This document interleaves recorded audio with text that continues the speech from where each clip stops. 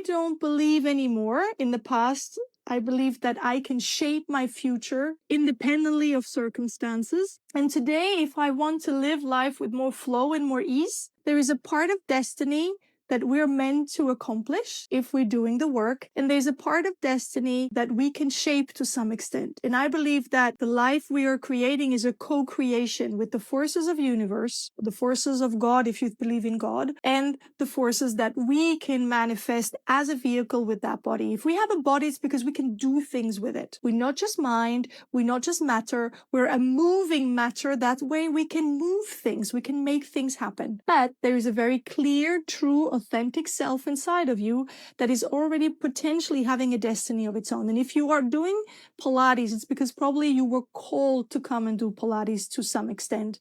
And there is a clear destiny behind what you do. And then if I could talk to myself, who first became a Pilates teacher, what would I say to myself? What would I say to a Pilates teacher? I would say that it is a life journey. And it's not about how much I may achieve or how much I may discover and experience, becoming open to all the subtleties that complement who I am. So I thought that Pilates was a destination. When I started Pilates, I thought that it was about achieving or getting to a place because my idol was my mentor or my mentors down the track. And I desperately tried to become like them because to be good and competent and be successful, I had to be them. So I thought always Pilates was about achieving something and kind of moving up the ladder or progressing in a linear way. Today, after 22 years of doing it, almost 23 years now of doing it, I realized that it's not about the destination. I remember Mary Bowen also telling me once, Eva, you'll never get there. So stop trying. It's not about getting there. It's about you enjoying yourself, discovering more about yourself. And it's about the journey. So I would tell every Pilates teacher and all of you out there that it's really about you being on a journey. And it's a journey of so much texture, color, and subtlety, not achievement. That we are actually learning in a very inclusive way and not in a geometrical or in a linear way.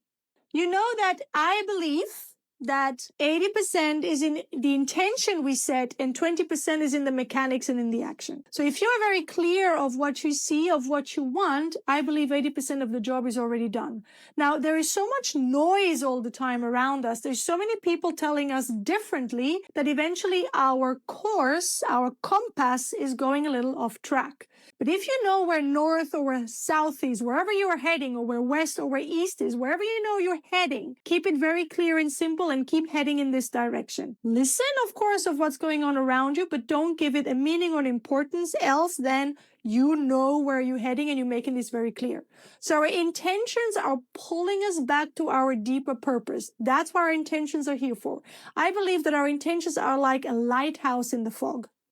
Whenever you have a limiting belief, it is for you to be slowed down and to be held back because fear is speaking. Limiting beliefs, write this down, are resistance, are doubts, and are excuses. These are the three symptoms, if it was a sickness, that are occurring when limiting beliefs appear. Resistance, doubt, and excuses. That's the purpose. And that can be a good purpose. Why, you start to let your limiting beliefs rule your world. But you need to, every time you catch yourself, be resistant, be doubtful, and find excuses for yourself. Become aware that you're closing yourself. Nothing can grow, nothing can happen if you close yourself and you don't let light come through. First, you need to identify your belief that is limiting you. So you need to catch yourself being resistant, being doubtful, and finding excuses. Identify it when it happens. Then you want to reframe that.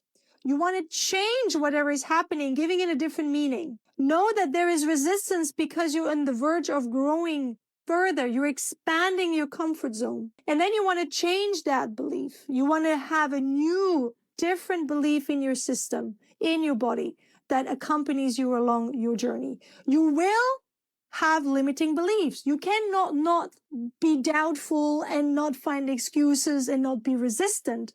But the goal is to catch yourself when you're doing it and really ask yourself, reframe it. Do I really need this? Is this really justified?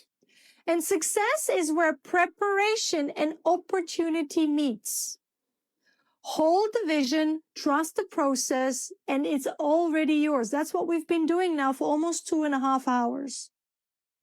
And I would love for you to understand that surveys have shown that 20% of small business owners utilize vision boards.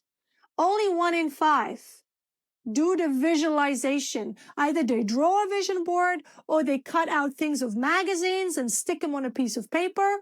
Or now with ChatGPT, you can make a vision board. It's not great, but it is.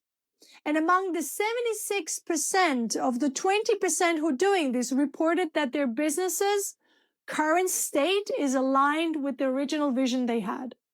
So that's 3/4 of the people who do a vision board are actually achieving it at one point in the 5 years that follow through. So if you have time over Christmas, have fun doing a vision board. And how are you creating a vision board?